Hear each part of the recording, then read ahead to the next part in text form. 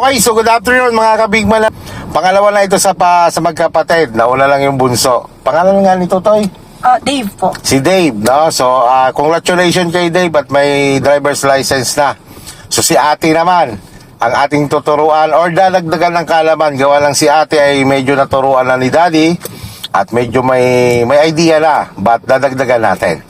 Okay, ready na ikaw, Ate Hazel? Okay, shoutout kay Mami kay Daddy. Thank you po sa tiwala nyo sa Tolentinos Driving School at kay Kuya Bigman po, no? Tandaan mo to, kapag ganito ang kalsada, patag. So, ganito ang arangkada. Di ba? Naka-hold. Tige, hayaan mo lang siya.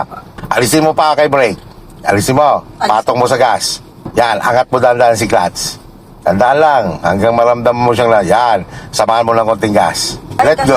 Tuloy-tuloy mo naman let go si clutch. Mami, kinakabahan. Ayan po.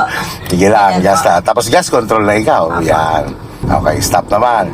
Clutch down and then balalay sa brake. Yan. Hold lang si brake. Si clutch ha. Tingnan mo, bitawan mo si brake. Bitawan mo. Naatras siya. Apo. Tama. So, wala lang siya sa patag. Ganito naman ang arangkada dyan. Huwag mo munang bibitawan si brake. Angat mo ulit, dahan-dahan si clutch. Ramdamin mo yung nanginginig siya ng konti. Sige, angat mo. Kung dahan-dahan lang.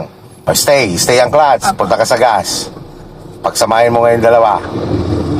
Yan. Ganyan ang arangkada para maiwasan mo umatras ng mahaba.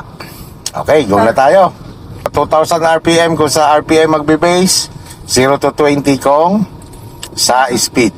Sige, gas lang ikaw. So, ganito naman. Gas lang ikaw. Hawak ka sa gear stick. Gas mo na. Gas, sige gas. Bitawan si gas, lubog si clutch, second gear. Bitaw si clutch. Sige, let go mo yan. Kaya mo lang muna siya sa second gear. Alisin mo pa mo kay clutch.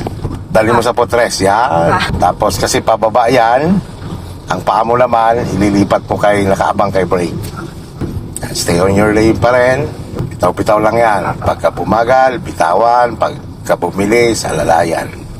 Signal ikaw sa left. Kahit malayo pa. Yes, signal sa left, sulyap sa left. Mayroon wala. Wala naman. O, lipat ikaw. Bitawan mo si brake. Yan. Yan ka lang, stay ka dyan sa lane na yan. Okay, pwede mo lang bitawan yung si brake. Ay, gas ka naman, dahil paahon naman yan. Gas ikaw, gas. Kailangan mo dyan ng lakas. Sige, gas. Huwag mong bitawan ang gas mo. Bibitinin ka yan. Sige, tigil ka dyan. Sige lang, huwag kang titigil sa likod. Masustuck po ko sa gitna.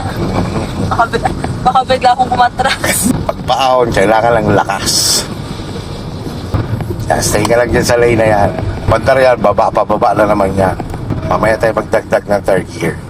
Sa paahon naman, halimbawa, umaahon ka, tapos napapabilis ka, ibig sabihin, sobra na yung ahon mo. Ang pagkontrol naman nun, binibitawan lang si accelerator pedal.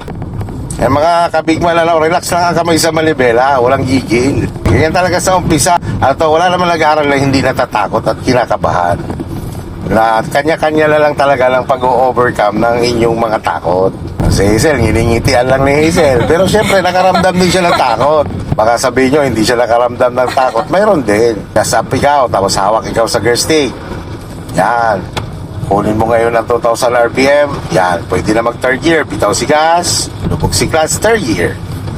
Third gear lang. Tulak lang pataas. Yan. Bitaw si clutch, gas control. Para hindi ka maligaw dyan sa third gear from second gear, alisin mo lang siya sa second gear. Di ba? Babalik siya sa gitna, sa neutral. Tulak mo lang pataas. Walang kabig. Hindi po siya diretso po ng first gear. Hindi. Pag kinabig mo yon, pinigil mo siya, didiretso siya ng first gear. Kumbaga, inalis mo lang second gear, di ba? Gumigit na yung gear stick. Yon, tulak mo lang pataas. Kasi pag kinabig mo yung pakanan, papasok sa fifth gear. Iwasan mo dyan, yung maligaw ka papuntang first gear. Pagka halimbawa naligaw ka, di ba? Sa pataas ka dapat. Palagay na natin, nasa 30 km per hour ka na, tapos bigla mo napasok sa first gear. So, pwedeng maapektuhan ng iyong transmission. Yan, hawak sa gear stick. Bitaw sa gas, lubog si clutch, fourth gear. Yan. So, fourth gear ka na, kahit fourth gear ka na, pwede mo pa rin siya i-maintain sa 40 lang. Yan, maulang hapon sa inyong mga kabigman. Eto na, ang aking fast learner na estudyante.